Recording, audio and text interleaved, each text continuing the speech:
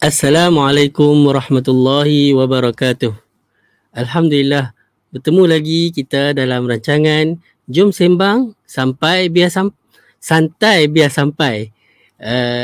InsyaAllah, para penonton, episod minggu ini kita akan sembang satu tajuk yang saya yakin para penonton pun pernah mendengar kata-kata bahawa siapa-siapa yang membaca tanpa guru, maka syaitanlah gurunya.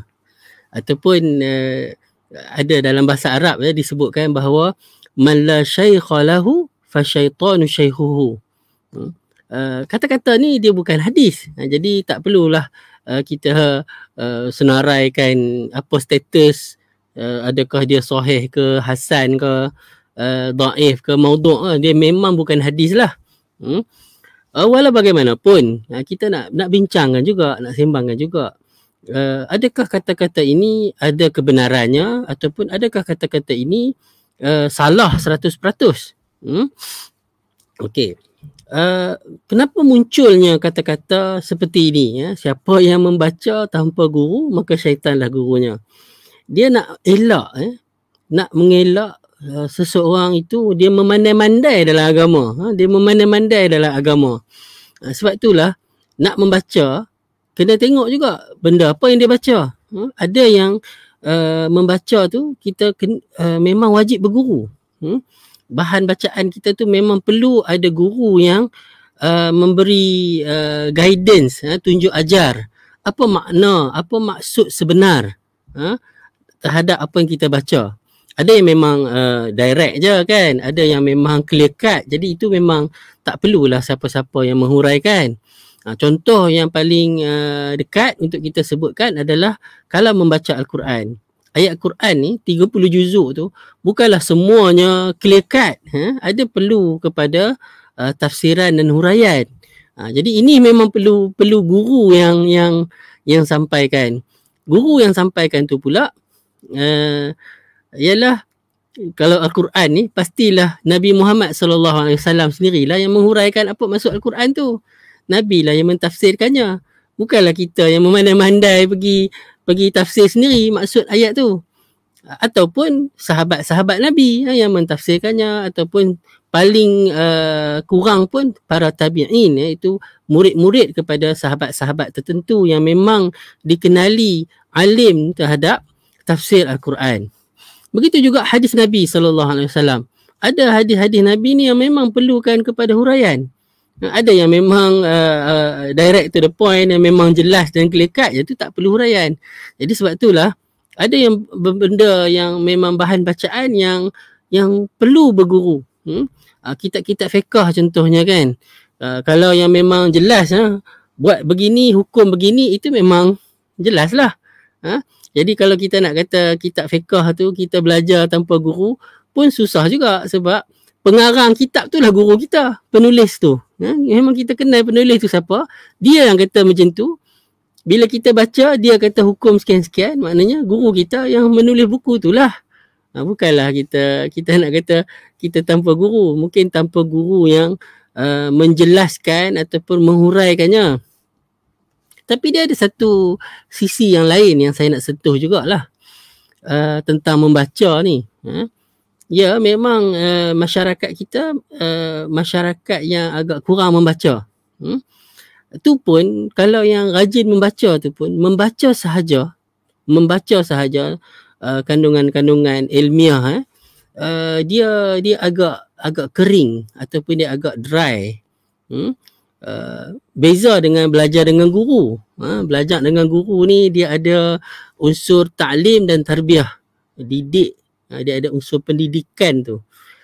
Di sudut kita belajar adab, kita belajar disiplin, bagaimana adab dengan guru, bagaimana duduk depan guru, bagaimana bercakap dengan guru, bagaimana nak bertanya, disiplin, kita hadir waktu tepat ke, kita tak ponting ke kan.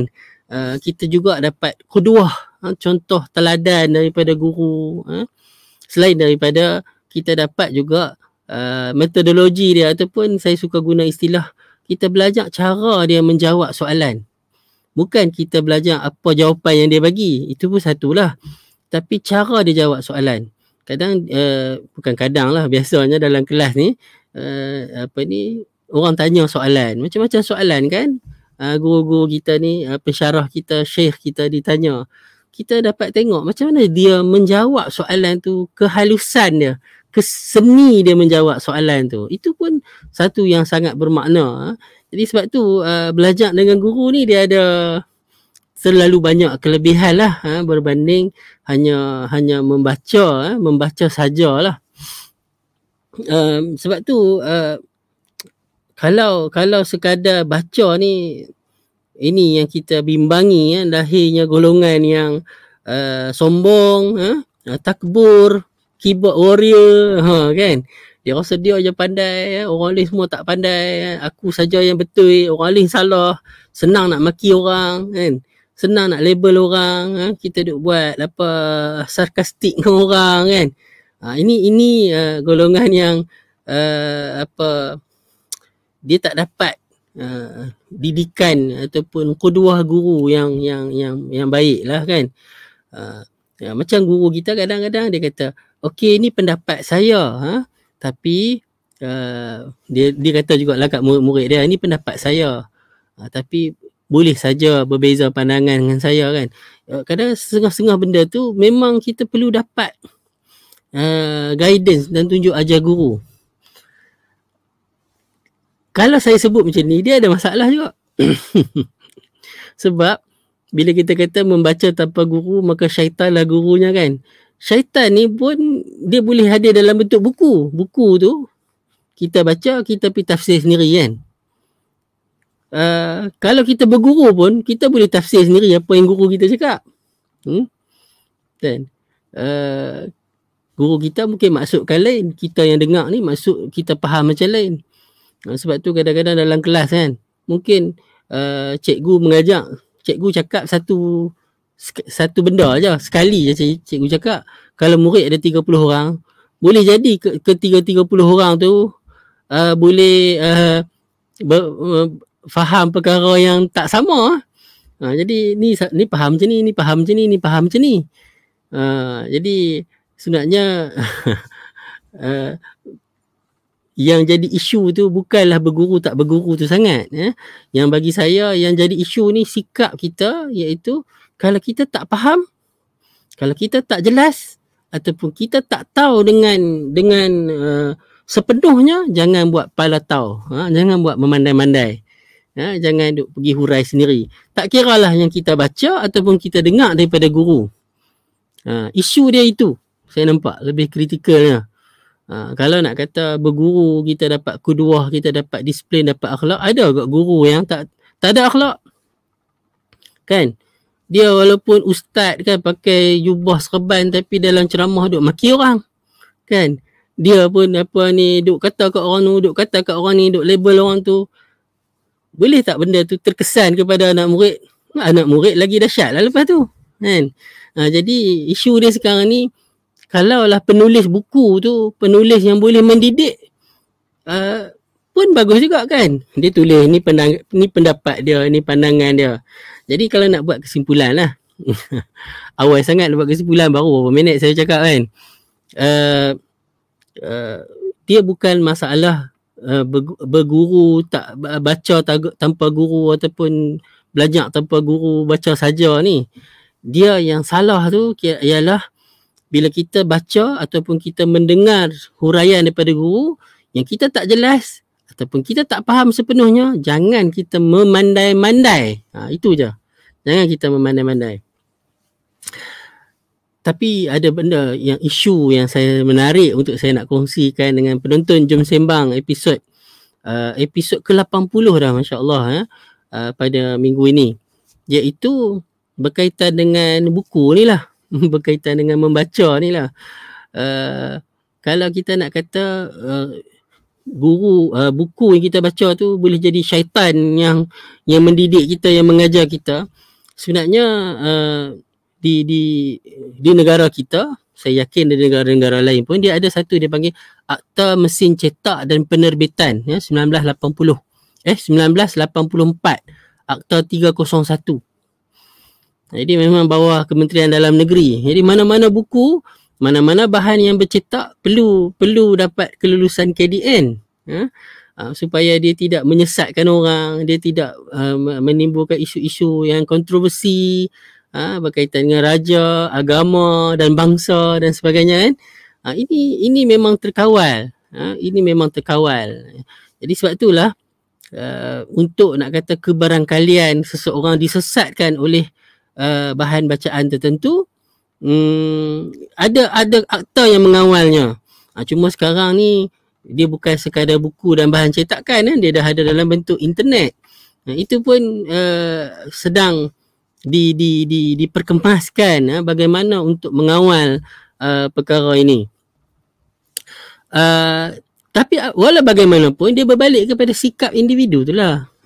Dia janganlah main telan dia semua yang dia baca. Janganlah dia tak ada satu orang panggil apa, filter dalam diri dia. Kan? Semua dia nak share, semua dia nak orang kata apa, jadikan sebagai bahan untuk dia sembang-sembang kan dengan orang lain. Ini yang kita bimbang berlaku jika tidak ada tapisan kendiri ni. Sejarah dia lah, sejarah tentang buku ni. Sejarah tentang buku ni, sebenarnya kita orang Islam ni, kita kena ada rasa satu izzah sebab walaupun tamadun Cina yang tamadun pertama yang menghasilkan teknologi, membuat teknologi menghasilkan kertas. Kertas. Sebelum tu tamadun Mesir, tamadun Mesir sebelum Masihi papirus. Papirus ni dia daripada pokok-pokok macam rumput di kat Sungai Nil tu kan, dia hasilkan, tapi dia agak berbeza sikit lah, berbeza dengan kertas. Jadi sebenarnya kertas ni tamadun Cina tu pun dia sangat eksklusif, bukan semua orang tahu, sehinggalah ada bila berlaku zaman Abbasiyah, zaman Abbasiyah berlaku peperangan tu, ada beberapa orang daripada Cina tu yang telah ditangkap dan dibawa ke Baghdad, ibu kota Abbasiyah pada waktu tu, yang mereka ni mengajar orang Islam bagaimana menghasilkan kertas. Jadi orang Islam lah yang mula sekali menghasilkan kertas secara besar-besaran. Maksudnya dia jadi satu macam kalau Cina tadi dia eksklusif kan, tapi orang Islam dia menghasilkan dan benda ni disebarluaskan tentang kertas sehinggalah ke Eropah. Sehinggalah ke Eropah. Jadi bila orang Eropah pada waktu tu depa dapat hasil teknologi kertas ni, orang Eropah dia belajar buat kertas. Dia belajar buat kertas.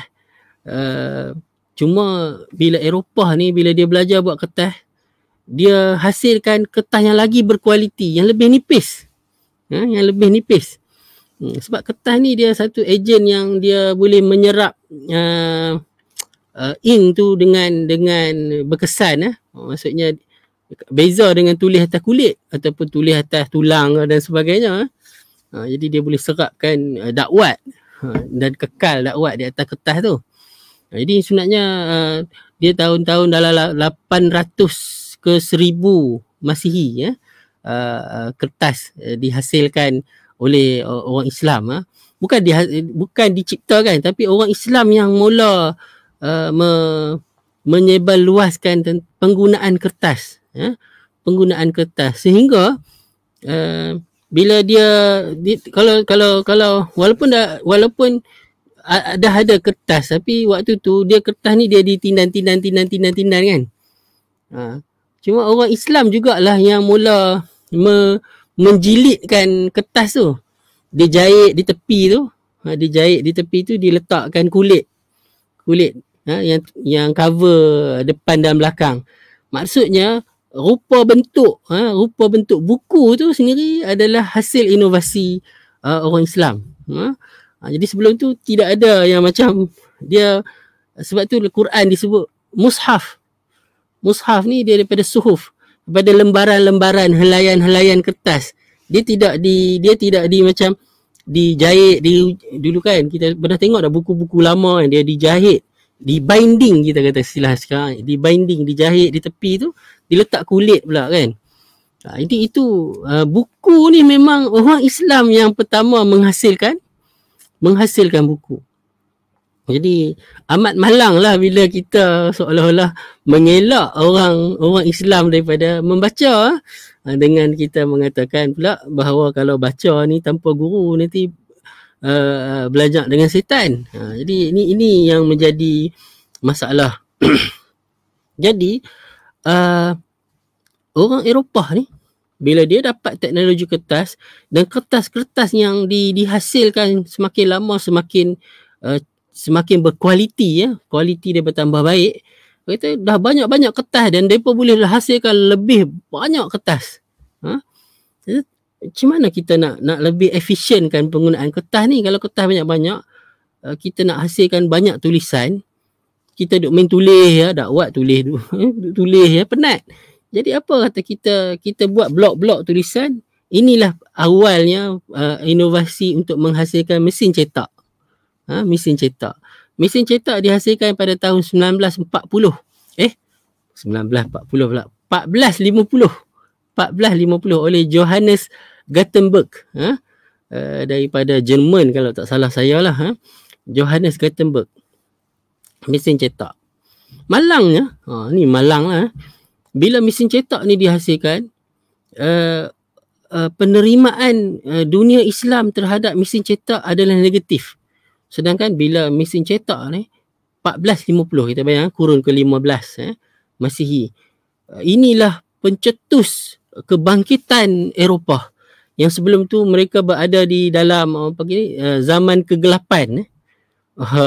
Zaman kegelapan.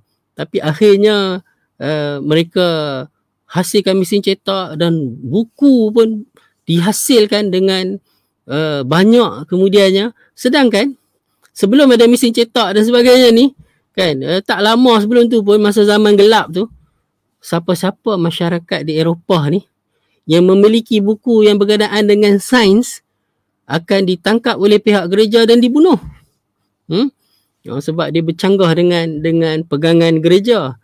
Tapi bila bahan bacaan dah mesin cetak telah dihasilkan, jadi bahan bacaan dia makin banyak, jadi gereja tak boleh nak halang dah kebangkitan masyarakat. Ini satu isu juga. Bila masyarakat kekal bodoh, maka pihak yang sombong tadi akan mudah berkuasa dan menguasai masyarakat yang bodoh ni. Tapi bila masyarakat makin educated, makin pandai, maka berlakulah apa yang berlaku di Eropah. Saya nak balik kepada masyarakat Islam. Masyarakat Islam pada waktu itu adalah di bawah Empire Turki. Empire Turki Osmaniyah. Pada dia diciptakan mesin cetak tu 1484. Sultan Bayezid II mengeluarkan satu dekri, satu ketetapan oleh khalifah bahawa melarang mesin cetak digunakan di seluruh empire Turki Osmaniyah. Kita pun pelik sampai dikeluarkan satu dekri oleh khalifah, oleh sultan. Bahkan makin lama makin dahsyat pada tahun 1515 kan, 1515 ulama sendiri pun mengeluarkan fatwa tentang mesin cetak adalah haram, sehingga Sultan Salim I pernah mengeluarkan satu dekri yang baru lagi, iaitu death penalty, dihukum bunuh siapa yang menggunakan mesin cetak. Wish sampai ini bukan saya reka cerita ni. Tuan-tuan boleh cari sendirilah. Nak suruh cari jugaklah. Berkenaan perkara ni sampai siapa guna mesin cetak di mana-mana tempat dalam Empire Turki Osmaniyah akan dihukum bunuh. Pelik.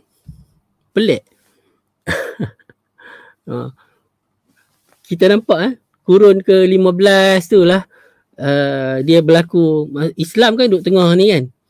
Di masa Islam duduk tengah turun tu, Eropah duduk tengah naik tu, dia berlaku titik temu tu kat waktu tu lah. Dan boleh jadi makin merudum, makin jatuhnya kegemilangan Islam apabila Islam menolak penggunaan mesin cetak.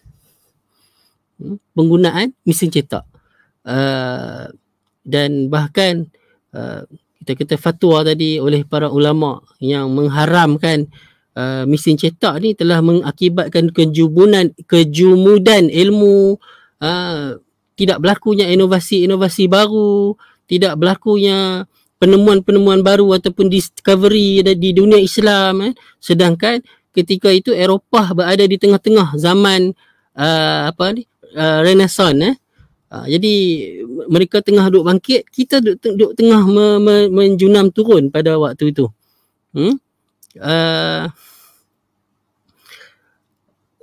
Mungkin pasti para penonton tertanya-tanya kenapa sampai begitu sekali reaksi dunia Islam dan para ulama Islam terhadap mesin cetak.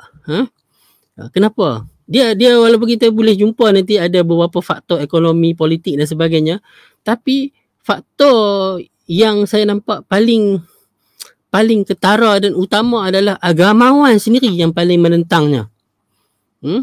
Kenapa agamawan menentang mesin cetak? Kerana bila mesin cetak boleh mencetak bahan-bahan bacaan ni, maka mereka bimbang masyarakat akan boleh dapat direct daripada apa yang dia baca. Sebelum tu siapa yang nak belajar apa-apa, dia kena pergi cari guru lah. Dia kena pergi cari guru. Macam contohlah, saya seorang syekh yang boleh mengajar hadis. Siapa nak tahu Bukhari, mai belajar dengan saya. Saya ada kopi tulis tangan. Hadis-hadis diriwayatkan oleh Bukhari. Itu yang kata sanad tu. Okay, nak dapat hadis Bukhari, mai belajar dengan saya. Dah habis saya bacakan, dia pun tulis. Lepas tu saya pun tengok apa yang dia tulis tu betul. Kan? Saya pun kata, saya mengijazahkan hadis sahih Bukhari ni kepada kamu. Nak belajar Quran, tak ada dalam tulisan. Mai belajar musyafahah tu yang kata musyafahah ni. Mulut ke mulut. Kan? Guru baca, kamu ikut. Guru baca, kamu ikut. Kalau kamu baca sendiri, silap-silap kamu salah baca. Jadi itulah kebimbangan dunia Islam apabila ada mesin cetak dan orang boleh baca sendiri, dia berlaku mungkin hilangnya eksklusif dari sudut ilmu ni milik para ulama, dan juga boleh jadi timbul tadilah silap, salah, sesat dan sebagainya. Tapi sampai mengharamkan mesin cetak ni satu perkara yang bagi saya sangat keterlaluan lah. Sangat keterlaluan. Kalau macam sekarang kan, orang bimbang timbulnya orang boleh baca terus daripada internet, orang kata Syekh Google. Ke zaman tu dia takut timbul Syekh buku lah. Syekh Google, Syekh buku. Nampak tak? Benda ni bukan sekarang ni kurun ke-21 ni, kurun ke-15 ke-16 tu dah muncul lah. Takut ni Syekh mana ni? Syekh buku. Dia baca buku dia boleh jadi alim kan. Jadi dia takut, jadi dia menghalang. Supaya ilmu tu memang dia bersanad daripada guru ke guru ke guru ke guru, dia bukan dapat direct. Tapi saya nampak hujah tu tak berapa sejahtera juga. Macam sekarang lah, tuan-tuan penonton sendiri kan, boleh nilai tak seseorang tu dia ni hanya rajin duk pergi baca dekat buku je, baca internet, lepas tu dia adalah maklumat, dengan dia ni memang betul-betul ilmuwan Islam. Boleh beza tak?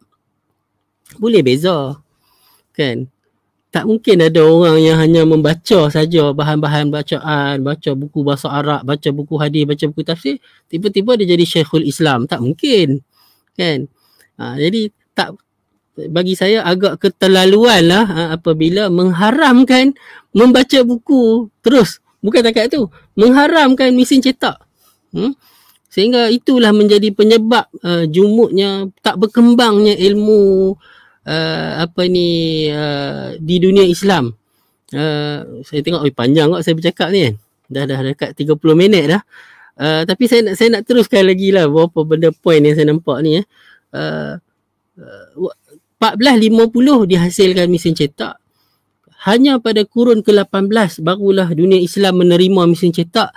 Itu pun hanya kepada bacaan buku-buku yang bukan berkaitan dengan Al-Quran, hadis dan fiqh. Memang tak dibenarkan juga. Bacaan lain boleh. Sehingga waktu tu dunia ni di mana-mana tempat pun dah ada mesin cetak, tapi tak ada satu pun mesin cetak di mana-mana kota umat Islam. Sampai macam tu sekali lah. Jadi sebab tu kita nampak Islam hasilkan kertas dan dia boleh maju. Zaman Abbasiyah kan, kerana kertas lah dia boleh meningkat. Boleh ada zaman kegemilangan dia. Kemudian kita tengok Eropah hasilkan kertas yang lebih berkualiti plus mesin cetak, dia terus lagi pecut, lagi maju. Jadi umat Islam pula dia makin turun bila menolak teknologi lah. Key yang saya nak kongsi permasalahan kita dalam episod ni adalah menolak teknologi ni, menolak secara total. Sebab masyarakat Eropah jadi more educated kan selepas buku dihasilkan secara besar-besaran. Buku dihasilkan secara besar-besaran setelah ada mesin cetak ni lah. Tapi orang kata apa, mungkin saya nak simpulkan lah. Saya kalau nak cakap ni banyak lagi nak cakap kan. Apa pun dia jadi dua ekstrim lah. Dua ekstrim. Macam sekarang ada pihak yang memang tak boleh. Ni tuan-tuan pun sekarang duduk tengah tengok YouTube dan Facebook kan, apa yang saya tengah bercakap ni kan. Awal-awal dulu banyak orang sebelum pandemik kan, sebelum berlakunya zaman orang kata apa PDPR, belajar online dan sebagainya, kuliah online dan sebagainya, orang menolak. Orang kata apa ni duk belajar dengan YouTube, duk belajar dengan Google, share Google lah apa semua kan. Maha Guru, YouTube dan sebagainya. Ini semua adalah teknologi. Ini semua adalah teknologi yang ataupun bahan-bahan bacaan yang ada di internet. Guru kita siapa? Yang tulis. Janganlah kita ambil bahan bacaan yang tidak ada siapa asal usul dia, siapa pengarang, siapa penulis. Tapi kalau jelas siapa pengarang, siapa penulis, datang pun mungkin daripada website rasmi dia kan. Macam hukum hakam kan, banyak orang merujuk kepada Bayan Linnas kan, laman web rasmi mufti. Dia jadi satu institusi kan, mufti wilayah persekutuan. Adakah kita nak kata ni belajar daripada Google? Tak kan. Malang lah kalau ada orang kata tak boleh kan, mana boleh tengok Google kan, benda tu telah di-upload kan, ditulis dan dimasukkan dalam internet, memudahkan. Tak ke susah kan, satu Malaysia nak tahu hukum apa kena travel all the way kerana nak pergi jumpa mufti, nak tanya hukum kan. Takkan kita nak kembali kepada zaman 1000 tahun dulu sedangkan sekarang ni zaman yang boleh mudah untuk kita akses kepada ilmu dan maklumat. Jadi kita tak maulah berlaku dua ekstrim. Dua ekstrim ni macam saya suka kan, dalam Jom Sembang ni sentuh tentang dua ekstrim. Ekstrim yang pertama, kita ambil dia macam bulldoze, semua kita sapu, betul ke, salah ke, sesat ke, apa ke, liberal ke, semua yang kita sapu, kita ambil, kita telan. Itu ekstrim. Satu lagi ekstrim, kira asal benda ni, teknologi ni yang bukan daripada orang Islam, bukan daripada tradisi Islam. Ya, macam tadilah kan, tradisi Islam nak dapat ilmu kena melalui para ilmuwan kan? Tulis tangan, duduk bertemu lutut ke lutut dengan tok guru.